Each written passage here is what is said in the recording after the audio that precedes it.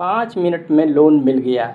बस एक app download किया, कुछ परमिशन दे दी और कुछ घंटों बाद आपकी निजी जानकारी किसी अजनबी के हाथ में पहुंच गई।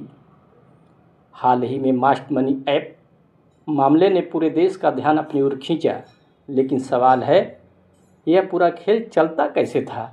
आइए शुरुआत से अंत तक स्टेप बाय स्टेप समझते हैं। हर बड़े साइबर फ्रॉड की शुरुआत करोड़ों रुपए से नहीं होती। कई बार शुरुआत होती है एक छोटी सी शिकायत से। इस मामले में भी कुछ ऐसा ही हुआ। रिपोर्ट के अनुसार नागपुर में कुछ लोगों ने शिकायत की कि एक लोन ऐप से जुड़ने के बाद उनसे लगातार पैसे मांगे जा रहे हैं। कुछ लोगों ने यह भी आरोप लगाया कि उनकी निजी जानकारी का इस्तेमाल कर उन्हें धमकाया गया। शुरुआत में मामला एक सामान्य ऑनलाइन ठगी जैसा लगा, लेकिन जांच आगे बढ़ी और तस्वीर बदलने लगी। शुरुआती जांच में संकेत मिले कि मामला के एक शहर तक सीमित नहीं हो सकता।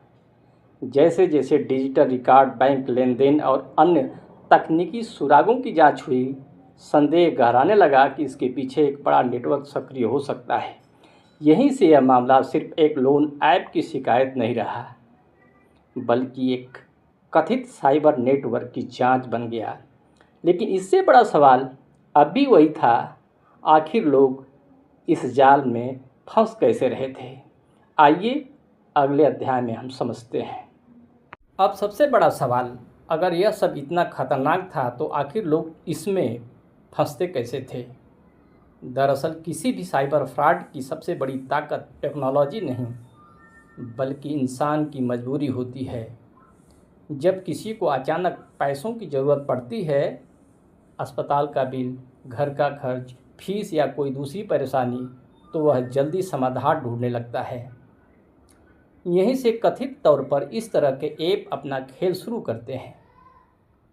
रिपोर्ट के अनुसार ऐसे ऐप सोशल मीडिया और ऑनलाइन विज्ञापनों के जरिए दावा करते थे कि बिना लंबी प्रक्रिया के कुछ ही मिनटों में लोन मिल सकता है। न लंबी बैंक लाइन, न ज़्यादा कागजी कार्रवाई, बस ऐप डाउनलोड कीजिए और आगे बढ़िए। ज़रूरत और जल्दीबाजी में कई लोग इन दावों पर भरोसा कर लेते थे, लेकिन यही एक और गलती हो जाती थी। ऐप इंस्टॉल करते समय कई बार कंटेंट, स्टोरेज, फ़ोटो और अन्य परमिशन मांगी जाती थी।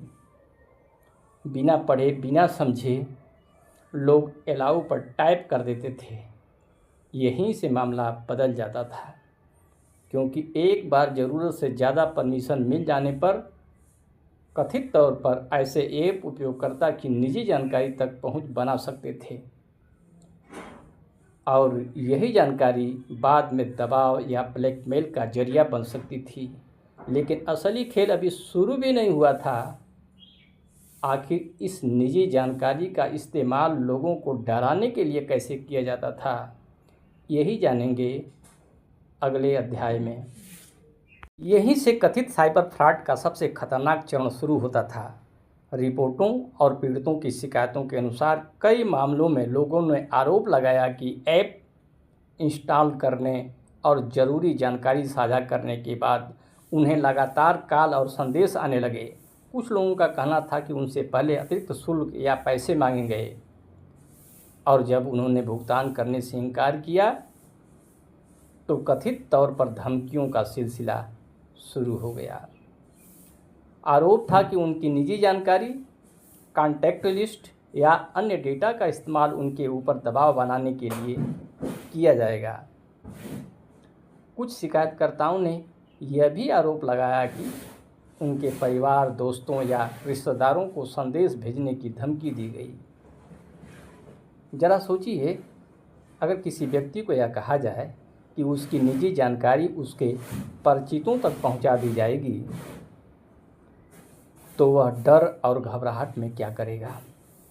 यही डर कथित तौर पर इस पूरे नेटवर्क का सबसे बड़ा हथियार बन गया। साइबर सुरक्षा विशेषज्ञ भी लगातार सलाह देते हैं कि किसी भी ऐप को उसकी ज़रूरत से अधिक परमिशन देने से पहले सावधानी बरतनी चाहिए, क्योंकि निजी जानकारी का दुरुपयोग गंभीर नुकसान पहुंचा सकता है। लेकिन इस मामले में कहानी यहीं ख़त्म नहीं हुई। जब शिकायतें बढ़ने लगी तो जांच एजेंसियों ने इस नेटवर्क की परतें खोलनी शुरू की। आखिर जांच में क्या सामने आया? क्या इस पूरे नेटवर्क के पीछे कोई बड़ा गिरोह था? आइए अगले अध्याय में इसी पर बात करेंगे। जब शिकायतों की संख्या बढ़ने लगी तो मामला सिर्फ एक व्यक्ति या एक ऐप तक सीमित नहीं रहा। रिपोर्ट के अनुसार नागपुर साइबर पुलिस ने डिजिटल लेनदेन, मोबाइल रिकॉर्ड और अन्य तकनीकी साक्ष्यों की जांच शुरू की। जांच आगे बढ़ने पर अधिकारियों को संदेह हुआ कि यह कोई अकेला मामला नहीं, बल्कि एक संगठित नेटवर्क हो सकता है। मीडिया रिपोर्टों के अनुसार इस मामले में देश के अलग अलग राज्यों से जुड़े लेन देन और बड़ी संख्या में संभावित पीड़ितों की जानकारी सामने आई। इसी दौरान पुलिस ने एक सॉफ्टवेयर इंजीनियर को गिरफ्तार किया। जांच एजेंसियों का आरोप है कि वह इस कथित नेटवर्क से जुड़ा हुआ था। हालांकि मामले की कानूनी प्रक्रिया अभी भी जारी है और अंतिम निर्णय अदालत में होगा। जांच में यह भी देखा जा रहा है कि इस नेटवर्क में और कौन कौन शामिल था, पैसा किन खातों में गया और तकनीकी रूप से यह पूरा सिस्टम कैसे संचालित किया जा रहा था। यानी यह सिर्फ एक नकली लोन ऐप का मामला नहीं था। जांच एजेंसियों के सामने सवाल था कि क्या ऐसे और भी ऐप या नेटवर्क सक्रिय हैं जो लोगों की मजबूरी का फ़ायदा उठाकर उन्हें इसी तरह निशाना बना रहे हैं, और अगर ऐसा है तो आम लोग खुद को ऐसा साइबर जाल से कैसे बचाएं। अगले अध्याय में बात करेंगे उस आसान लेकिन बेहद ज़रूरी सावधानियों की जो आपको ऐसे फ्रॉड का शिकार बनने से बचा सकती है। अब सबसे महत्वपूर्ण सवाल, अगर कल आपके फ़ोन पर भी ऐसा ही कोई ऐप या ऑफ़र आ जाए तो आप खुद को कैसे बचाएं? सिर्फ इस मामले से नहीं, बल्कि लगभग हर ऑनलाइन लोन और साइबर फ्रॉड से बचने के लिए कुछ आसान नियम याद रखिए। पहला नियम, अगर कोई ऐप बिना पर्याप्त जानकारी के कुछ ही मिनटों में लोन देने का दावा करे तो सावधान हो जाइए। दूसरा नियम, किसी भी ऐप को बिना सोचे समझे कॉन्टैक्ट, फ़ोटो, स्टोरेज, एसएमएस या फ़ोन जैसे संवेदनशील परमिशन न दें। अगर किसी ऐप को उसकी सेवा के लिए इनकी वास्तविक ज़रूरत नहीं है तो यह एक चेतावनी का संकेत हो सकता है। तीसरा नियम, ऐप डाउनलोड करने से पहले उसके डेवलपर, रिव्यू और स्रोत की जांच करें। जहां संभव हो केवल आधिकारिक ऐप स्टोर से ही ऐप डाउनलोड करें। चौथा नियम, अगर कोई आपको धमकाकर पैसे मांग रहा है तो घबराकर भुगतान न करें। ऐसे मामलों में सबूत सुरक्षित रखें, जैसे स्क्रीनशॉट, कॉल रिकॉर्ड या मैसेज। पांचवा सबसे ज़रूरी नियम, अगर आपको लगता है कि आपके साथ साइबर फ्रॉड हुआ है तो जितनी जल्दी हो सके राष्ट्रीय साइबर अपराध हेल्पलाइन 1930 पर संपर्क करें या आधिकारिक साइबर क्राइम पोर्टल पर शिकायत दर्ज करें।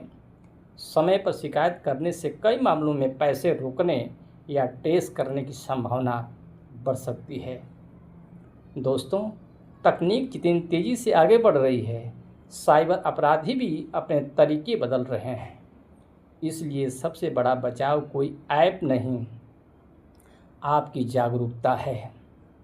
लेकिन इस पूरे मामले से हमें सबसे बड़ी सीख क्या मिलती है? आइए अंतिम भाग में उसी पर बात करते हैं। मास्ट मनी ऐप का यह मामला सिर्फ एक कथित साइबर फ्रॉड की कहानी नहीं है, बल्कि यह उस दौर की सच्चाई भी है जहां अपराधी हथियार से नहीं, मोबाइल और इंटरनेट के जरिए लोगों को निशाना बना रहे हैं। रिपोर्ट के अनुसार इस मामले की जांच अभी जारी है और अंतिम सच अदालत की प्रक्रिया पूरे होने के बाद ही सामने आएगा। लेकिन एक बात आज ही साफ हो जाती है, साइबर अपराधी हमारी सबसे बड़ी कमजोरी पर हमला करते हैं। जल्दबाजी, लालच और डर। अगर हम बिना सोचे समझे किसी अनजान लिंक पर क्लिक करेंगे, हर ऐप को सभी परमिशन दे देंगे या आसान पैसे के लालच में आ जाएंगे, तो नुकसान सिर्फ बैंक खाते का नहीं, हमारी निजी जानकारी और पहचान का भी हो सकता है। याद रखिए, कोई भी वैध संस्था आपको धमकाकर पैसे नहीं मांगती और कोई भी भरोसेमंद ऐप आपकी निजी जानकारी का दुरुपयोग करने का अधिकार नहीं रखता। अगर यह वीडियो आपको उपयोगी लगी हो तो इसे अपने परिवार, दोस्तों और ख़ासकर उन लोगों तक ज़रूर पहुंचाइए जो ऑनलाइन लोन ऐप्स या डिजिटल पेमेंट का इस्तेमाल करते हैं। हो सकता है आपका एक शेयर किसी व्यक्ति की मेहनत की कमाई बचा दे। मैं मिलता हूँ अगली वीडियो में एक और नए तथ्यात्मक और महत्वपूर्ण विषय के साथ। धन्यवाद।